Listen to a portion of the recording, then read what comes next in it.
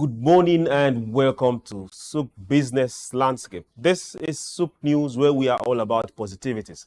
So here we tell you all about the headlines, one by one from the different prints, and you go read all about it. My name is Chuks John-Rogers Chuks. When we return from this very short break, we will get straight into the meat of the matter, and you also get to meet not just my guest, but someone we've been waiting for a very long time, and he came with goodies. So don't go anywhere. SBL will be right back.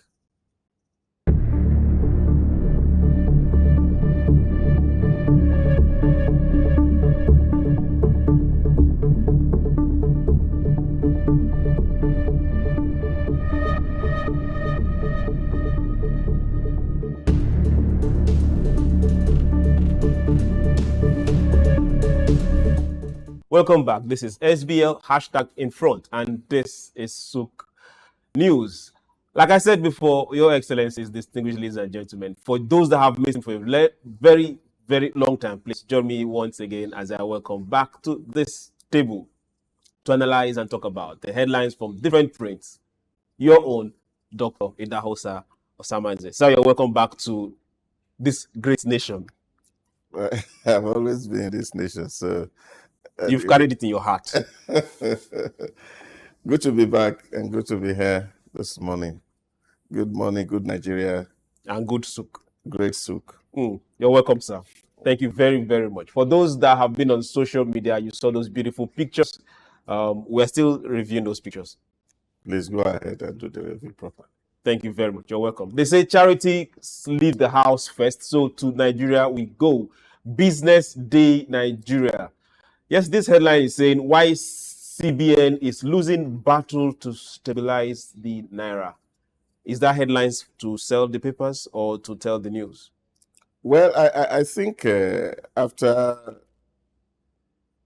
a year now that we had this struggle to make the Naira stable, people now must begin to speculate what CBN is not doing well or what they are doing rightly.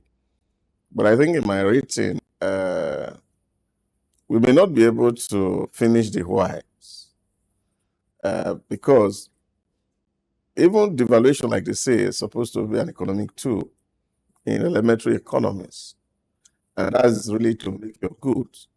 Devaluation for a purpose. Yeah, to enter into other people's market. Okay. And come at a cheap rate. Okay. That is the purpose that devaluation serves. But really here, is it that CBN is actually devaluing? That's not a problem. The problem is that CBN does not really have a handle on the monetary ecosystem as we speak. Because there's so much CBN can do, and that is, for example, like a mediator, a regulator to ensure that what is happening in the money market remains stable. But unfortunately, like somebody has said before, you see, the parable of the Koi and the Shomolu economies also still coming here. Now you're speaking parables in a parable. So this is a problem. So to be in touch and to see how Naira can really be stable, there are a few things that CBN really need to understand. And I think these are the few things that are very critical to managing this rate. Continuous increase on the lending rate for banks will not do Nigeria any good. We have said that the often time here. It cannot do Nigeria any good. But that means someone somewhere is pulling the string. Yeah, I feel that, you see, the textbook knowledge. Whose textbook? Well, anybody's textbook. And the reality that you find on the ground most of the time are not the same. You see, when you are looking at what the economic textbooks are saying, and you also be looking the reality that we face on the ground. You see, CBN is faced with a kind of a reality that does really not exist, which is to say that there is so much money in circulation, and if you have so much money in circulation, what you do is to mop up the money. Now the question is, who really has this money in circulation? That is a food jam question. So, and I think that's the question that CBN need to answer. But do they know who has the money? Yeah, they should be able to track where the money are. Because if you go do you know who has the money? Well, I don't know really. Because if you go to the ordinary man on the street, they don't have money. So when you're talking about inflation is a situation where you find that they said there are so much money chasing few goods. The people don't have money. That's the reality on the ground. So those who live in the high net worth area should not be looking at their bank account and use it to compare with those who are living in the suburb. So in managing this economy, there's a lot that government will need to really put into consideration. That a lot of people don't have money in our economy. It's not as if that they are having money and they are now, because they now have money and they are no. We know that what is driving this particular inflation is costs. And there is so much government can do. Okay. Take, for example, in the area of petrol. I looked at the template the other day. Which of the petrol? Ours or the imported petrol? Okay. You look at the template. You see custom charge. 1. You see MPA charge. 2. And so many regulatory agencies and other charges are factored into that price. Now, if government really wants, and these charges are going to government. Of government, yes, of course. So why would government sacrifice those charges so that people can get price right? Okay. These are serious food for thought. And you said money is not in the hands of those in Shomolu. Shomolu, you called it? Yes. Now, let's get to one other headline that has to do with about getting money to people's hands. This is telling us that irregularities federal government's 40,000 Naira palliative. This sounds strange. It can be strange. Because it's something that's really strange when it's happening against expectation. Why will irregularity not manage? 40,000 Naira palliative. Yes. So who is getting? Who is giving? Getting here? The problem is that where is the register? Okay. Where is the database that the federal government is relying on to do palliative? See, we can try as much as possible to be very popular. And that's been my argument. I am not an advocate of palliative anyway, because it's quite very demeaning. And that's palliative is like you are trying to sustain somebody so that he will not die. I don't like the concept itself. But you see, what for me is, why will you be giving people money and you don't know the person that you are giving the money? Okay. It's also a serious topic for another day. Let's keep telling you what's happening from the print. Celebrating independence, gas-rich Nigeria faces energy paradox. Well, that particular headline is fighting itself. Well, paradox indeed. People in the midst of the water and there's so much soap in the eyes and no water to clean it. They should just start selling the soap. Opportunity is selling soaps. Oh yeah, maybe so. There's a soap market. So people can actually look really very dead. But you see, these are very, very fundamental issues that 64 years after independence, we have not been able to really put our arts together. And we don't have people who are really very, very nationalistic in terms of putting the nation first in conversation. And we have also seen that impunity has actually been the rule of the game for us as a people. I really cannot understand why we will engage people to work and they are not delivering value, and those people sit there and they are giving excuses, and then we are entertaining excuses, and we are failing upon failing, and nothing is happening. That for me is really very strange. And I think that until those who are in the corridor of power start to really wear the big stick, that when people are not performing or underperforming, they should be shown way out. And it doesn't really matter how many people we have to try before we get things right, but it's to continue to shape people to ensure that when you give somebody a responsibility, and then you don't care who this is. Take, for example, the NNPC, since last regime. You mean our NMPC? Yes, NPP, NFCL. Is it Since the one regime, with the L or without the L? with the L, Okay. had been actually promising Nigeria every month that our refinery will produce petrol. Our refinery is producing petrol. And they're coming without manners of explanation. But they did not tell you exactly which refinery will produce petrol. They told us, they sold Port Harcourt. Okay, but Now they're telling us, the illegal refineries have been producing petrol. I think that they should just disband NPCL. Okay. That is 64 years footnote. Just keep it somewhere. Now let's go to Bangladesh. Financial Express. Retailers live on hope for a late festive season push. Okay, who is retailing, who is selling? But they look forward to having the end of the year push. It's majorly exports. Cloth material. Oh yeah, that utensils. is it. We are in the season already. October is here. Okay. And you know what that means? If you go to Baloguna, you see a lot of business activities happening because people. But you said cash was not in pocket. Well, whether there is cash or not, people are buying anyway. So, but I think this is why you are looking at the push here, because even the demand itself is going down. It's not as lucrative as it used to be, because a whole lot of economies are affecting globally and not just Nigeria anyway. Okay. But what that also means is that, well, thinking that they are also calculating that by now, all the people who are shopping for festive season, they would have put in their orders. But by now, they are still expecting these orders to come.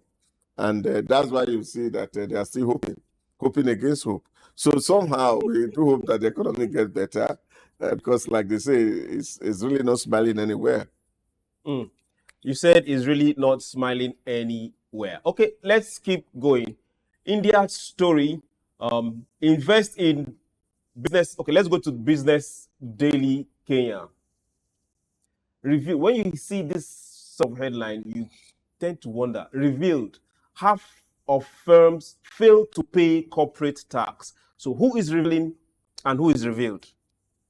Well, I think it's one thing that African government really would need to do, and how to close those gaps where companies are supposed to be paying tax are not paying to government, and then of course somehow we find a way around our people work, and some are deliberate sabotage on the part of those who work for government.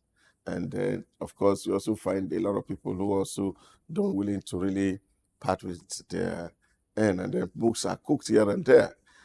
So see companies keeping 2-3 books, one for the management, one for the investors, and then one for the public. So this kind of bookkeeping arrangement in most of African states is a real tragedy that we really need to deal with. But unfortunately, that is who we are.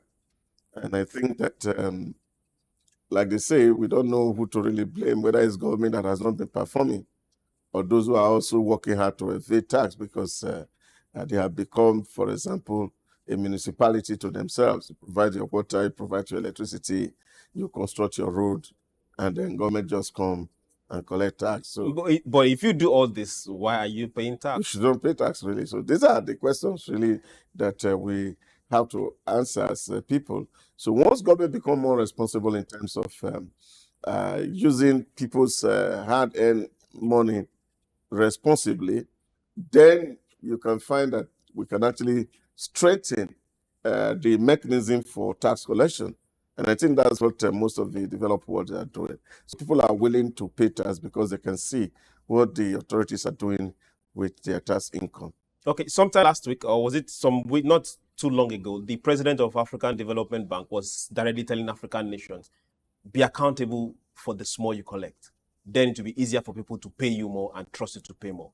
Yeah, but that's exactly what it is. So because when you find that you are paying something and it's abused, and we're incurring very high operation costs throughout the chain, Whether it's a councillor, he has about 3 or 4 aides, convoy, waste of petrol, and all these all issues that people are looking at. And this is really the issue. People know that we don't have so much money, but you see, the lifestyle that leaders are living is one that betrays them, really. That if you're actually asking people to say, okay, let's tighten our belt, but you who is at the fore must also show some level of decency in terms of how you flaunt opulence. So I think these are the problem really African leaders have. You see, we're going for a meeting to just go and shake hands, and then you have a delegation of 400 people, 200 people, and they're following you, and we're hoping that's government money. You spend 4 days in luxurious hotels, wherever it is. Government is wasting resources, and at the end of the day, really something don't come out. So we must begin to look at other nations, how they do their things, and how they are able to save costs. Lee Kuan Yew mentioned this copiously in his book, in his experience with the Commonwealth from the third world to the first world, that he was shocked that most African leaders, and this was in the 60s, who were coming to beg people for money in Commonwealth meeting, were coming with charter flights, while the people that they were begging money were using commercial flights. That is a serious matter. So which shrine should we go for deliverance? Let's go to Netflix. Netflix dragged into suit over free money. Short film that was shot in Kenya. Now, the story says that Netflix is entangled in a legal suit where the producers of a documentary aired by the US streaming giant are accused of commercially exploiting poor Kenyans whose lifestyle is captured in the film. 4 Kenyans claim they were not made aware that their penury lifestyle would be showcased in the documentary titled Free Money, which first premiered in Toronto International Film Festival and was also shown at the International Documentary Festival in Amsterdam. Now, this begs to ask, were they not aware or did they not read the release clause when the papers were given to them? Because I know Netflix will shoot to start giving a release clause. Yeah, but you don't forget that they say when you want to hide anything from a black man, you write it on a book. Oh no. No, you didn't go there. You did not go there. That's not fair. So, but that's what it is. So when you want to hide anything from a black man, write From it on a book. Kenyans, from Kenyans. From those 4 Kenyan men. That's not fair. I hope that they have enough evidence to actually prosecute case. It's not just enough for people to institute a suit, because if you're going to law, then of course the onus is on you to prove that the things you are alleging were actually done. But if you have signed off your rights, there's nobody who can redeem you. Yes, but you can also sign off your right in ignorance. So that now depends on if you can ignorance prove. is not an excuse. Well, yes, ignorance is not an excuse, but if the country should back them, then they have a case. Yeah, because laws are actually not morality, so to speak. You see, that is what it is. So in issues about morality, you can be arguing and saying, okay, oh, they didn't do this well or they didn't do that well. But if the people who came in there, and which of course I'm very sure, they would have looked at the laws of the land and they understand what this really mean. And then, of course, you look at the jurisdiction and where these things are happening, and then you are able to say, yes, for certain, we have done what we should do in the eye of the law, except that they themselves have run foul of the law. That's when, of course, where will the arbitration even happen? Are they going to sue them in the US, or they are going to sue them according to the Kenyan law? So well, they can't sue them in Kenya because Netflix is also being subscribed in Kenya. Yeah, but of course, you see, if they don't have an office structure in Kenya, it will be very difficult, because if you have to prosecute them, you have to prosecute the people where their business actually is located. Yeah, but Netflix will also consider ability or possibility of losing customers in Kenya and African countries too. Well, so those are things that they also consider. Well, you see, it's really not a big problem I see for a big streaming platform like this, especially when they are not subject to the control of a governmental authority. This is OTT, which is run in this woke generation where the social media can cause you losses in the stock market. Yeah, but you see, it's what will be there is who is going to anchor the narrative, and on whose side would that narrative be. Those are the issues that we must also put into consideration, because really today now everybody is struggling for a space in that social media, and so people are for and against, and depending on which voice is louder, Exactly, that people are going to hear. So for me, really, it's just for us as Africans, and I keep saying this. A lot of us we are so depraved in the way we think that we can even sell off our brother for a morsel of food. And I think that's so is a it big hunger, problem. greed, wickedness, or nobody? I think it's much more than hunger. I think it's more of greed and wickedness, really, for a lot of people. Because if you go to see this deal, you will find that there are a lot of Kenyans involved. Okay. We are still in Kenya, and we wish this four men the best. Now, Kenya targets 132 billion shillings on lifting mining ban. Companies that have landed deals to explore and extract Kenya's minerals are projected to pump more than 100 billion shillings into the economy during the life of their contract, as reported by the mining ministry. Okay? So this should be something positive coming from the protest they had long ago. Well, I don't see this really positive in my thinking. As long as we are still moving out these earth-given materials and shipping them abroad, we really cannot get value for what we are doing.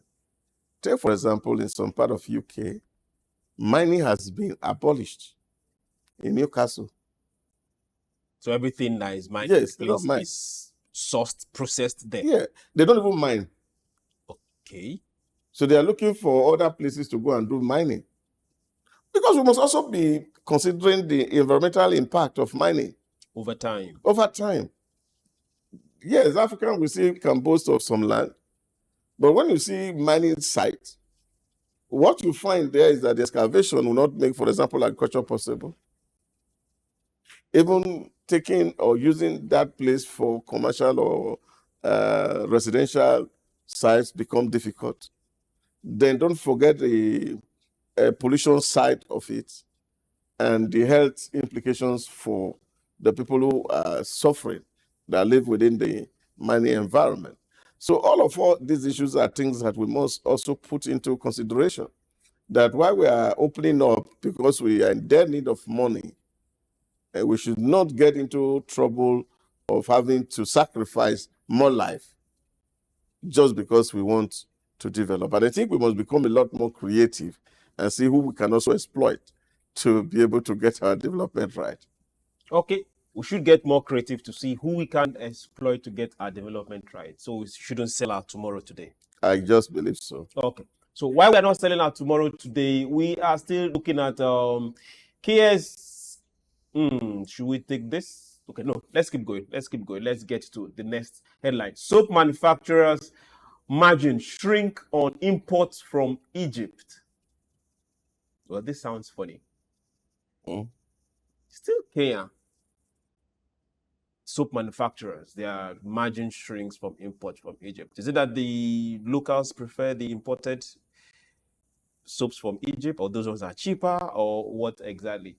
Yeah, but it's just common market dynamics. What you find is that as inflation is hitting hard everywhere, the cost of importation of raw materials or input from Egypt would have skyrocketed.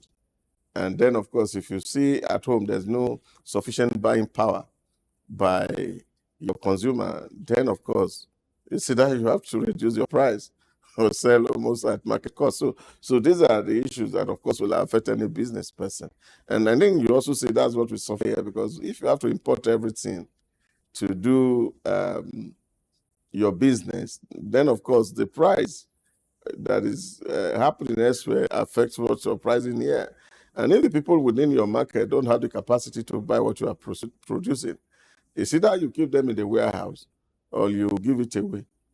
But also, Africa should also try thinking of sourcing local materials to produce Yeah, the and I product they think need. that is what it is, really. Especially for soap, that's the easiest thing to make from local materials, plantain and ash. What are we waiting for? Okay, we want the brand names, I think. Yeah, I mean, not necessarily the brand name. It's just that we are lazy people. So Oh, you went there. thinking Business Day South Africa. Business Day South Africa. Seal of approval for the port of Maputo. Sasria looks to extend cover to natural disasters. Okay, so if we're looking at let's look at that particular port of Maputo. Is it something that Africans should look forward to? Because a lot of these ports are being built with foreign money. Yeah, for me, really. And managed by those that built it. Yeah. It's not, it wouldn't have been a bad idea having people to actually come to help you do projects. But the sad part or the sad reality for me is the fact that at the point of negotiation, most of those who negotiate on behalf of the poor nations really do not negotiate from the point of view of strength. And what that means is that at the end of the day, we really do not benefit as much as we should from some of these deals, because you can imagine if this is concession for like 30 years or 32 years, by the time they are handing it over to you, it's already a moribund technology. Yeah. Okay. Let's look and hope for the best. Now, let's leave natural disasters alone and go to BMW. BMW hopes for hybrid vehicles incentives. That's also in South Africa. They like fast cars there. Yeah, but hybrid too is also something that people are actually looking at. I feel it's a better option, really, than better option to electric or to totally fuel. EV. You see, because the experience has shown, except that maybe technology will get better, really. There are people who are driving EV vehicles today now, they have to carry a generator on their trunk. Especially... Now, excuse me, sir. We know you just came back. If you want to Yambos, give us notice. We know our power system is on track, but give us notice. I'm not even talking about your power system here. What I'm saying is that even in the most developed countries, because if you're traveling long distance... They have base stations for charging cars. Yeah, but if you're traveling long distances, where you find those base stations are not everywhere. So you have to have a generator in your goods. You calculate your... So EV makes it really nice, because hybrid makes it really nice, such that if your battery is low, you can run on your gasoline, and then if gasoline is finished and you find a place to charge, you can move. I feel that the EV should really be the way to go for the world. But a total hybrid, a total EV world, I doubt for how it will look like for especially countries in the third world. Then another thing we should also consider is the waste over time. Yeah, waste management. Yeah, of course. You see, these are also things, but Europe have already put all of this into consideration, how to manage the waste that are going to be generated as a result of these things. Yeah, by sending them to Africa. Oh yeah, proactivity is the game. Who's proactivity? Sending the, No. I mean, the Western countries are very proactive. They think this thing through. They don't jump into conclusions. Only we who really would not sit that meta laziness, really, to think about things before we embark on them. And I think those are the things that we must speak to. I want to be very, very brutal this morning that there are a lot of things that we need to do right, and we don't need to be where we are at the moment. I'm watching you with my side eye. Please, watch very well. Okay, Financial Times UK. Okay, Reeves seek closer Brussels dialogue with plans to join Eurogroup meeting. They've gone. Why don't they just leave this matter alone? Well, I think a lot of people felt that it was just quite emotion that actually make UK to leave the EU, and that emotions now had gone down, and the reality has set in. But I think really, generally, that the problem globally is that leadership has been a real issue across the globe, because a lot of people you see today trying a lot, and it's a good kind of a trial and error kind of leadership is where you find in the world. People thought that, oh, by the time we exit EU, poor European countries will no longer be taking our jobs. But now they have left. The jobs have not been created. And the EU is not doing badly. You And can they have more population and the market. Okay, now let's still keep going. Gulf Times Qatar. Union of Arab Chambers focus on enhancing joint Arab action. Qatar Chamber hosted the 135th season of the Council of the Union of Arab Chambers on Sunday in the presence of His Excellency the Minister of Commerce and Industry, Sheikh Mohammed bin Hamad bin Qasim El Thani.